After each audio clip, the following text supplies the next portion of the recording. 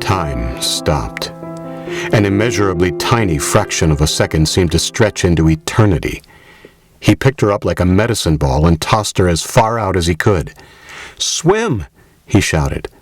"Don't wait. I'll be right behind you. And get underwater. Go deep." He was in mid-vault when he heard the sharp crack, the sound of a rifle shot, as the initiator blasted first through the fiberglass hull, then the gas tank, spraying its contents into the bilge and vaporizing enough of it to create one of the most lethal explosives known to man, a fuel-air bomb. A quarter-second later, it went off. Hi everyone, I'm Adam Barr, audiobook narrator, and welcome to the Booth of Truth. The booth, of course, being my audio booth, the truth being the author's truth. And this is where I collaborate with them to bring their stories off the page and make them ready to be told out loud. As well, we always say here at the Booth of Truth, this is not voice acting instruction, but instead insight into one actor's approach to plot, character, and all the circumstances and elements that go into making a good audiobook. What you just heard was a little bit of Finding Pegasus by John Pierce, the third in his Eddie Grant series of mystery spy thrillers, and really smartly written. And of course, what you're about to hear is a bomb exploding.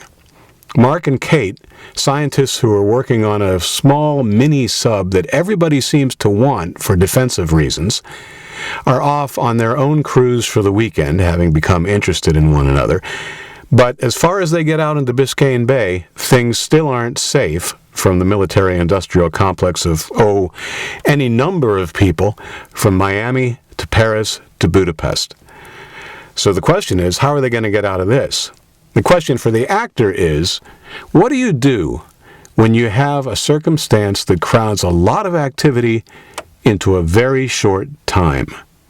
Here, maybe a second or two. There's a lot that goes on, and the reader and listener want to know all about it. Now, this is a little different from a fight, which you can almost do in real time. Flambert parried with his sword and barely missed having his earlobe nicked off by Ossip, or some such thing.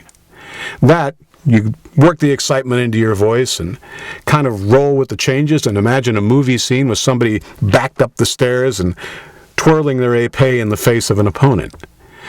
But here, where there's a bomb on the hull of a boat and everything's about to happen in a second and a half, well, everything has to slow way down.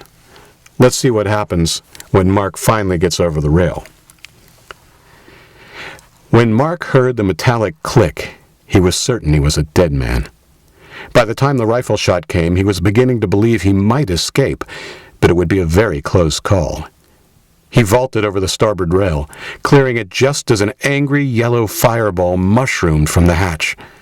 The cabin top exploded into 1,000 fiberglass shreds, and an expanding bubble of incandescent gas, the angry color of the sun, passed close overhead, just before he hit the water.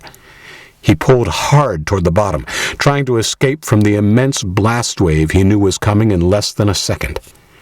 The cool water of Biscayne Bay saved him. Just as his left hand felt the packed sand a dozen feet down, the gas cartridge in his life vest fired, jerking him upright. Then the blast wave sent him tumbling once again, scrambling his sense of direction. The boiling flames on the surface were a beacon. He put them behind him and pulled away, using the frogman breaststroke he'd learned in the Navy more than 20 years before. By the time his head broke the water, the boat had already burned almost to the waterline, and the hulk was beginning to capsize. Like a slow-motion nightmare, he saw the mast tip toward him and swam as hard as he could away from the danger zone, but he couldn't move fast enough. He escaped the mast, but felt one of the stainless steel shrouds fall hard on his outstretched left arm. A sharp pain ran up to his shoulder. Okay, so we know that Mark got out. The next sentence is, a few yards further away and well out of range. He did a quick inventory.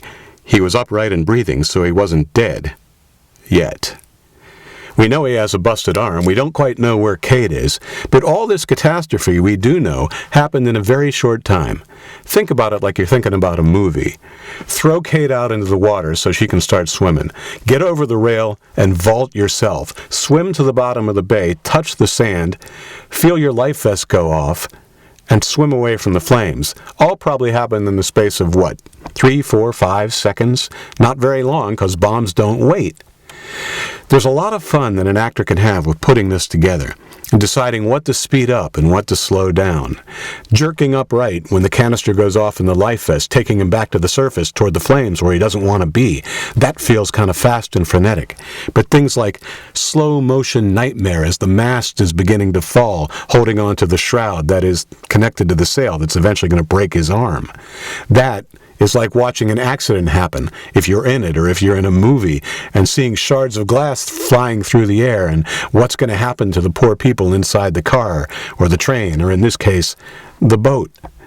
But the most important thing, from my point of view, in trying to act this, is to embrace the fact that you're expanding and in some cases contracting time little by little, and spend some time on the senses and let the listener feel like he's experiencing the things that Mark is experiencing, looking up through water and seeing the flames, feeling a fireball singe the hair on the back of your head as you're trying to get off the boat and swim to the bottom of the bay.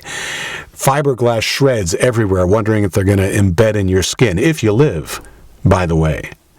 Very exciting stuff. From John Pierce, a really skilled writer. The book is Finding Pegasus, and it's available on Audible, Amazon, and iTunes. A really sharp listen. I'm Adam Barr. This is the Booth of Truth. Thanks for listening.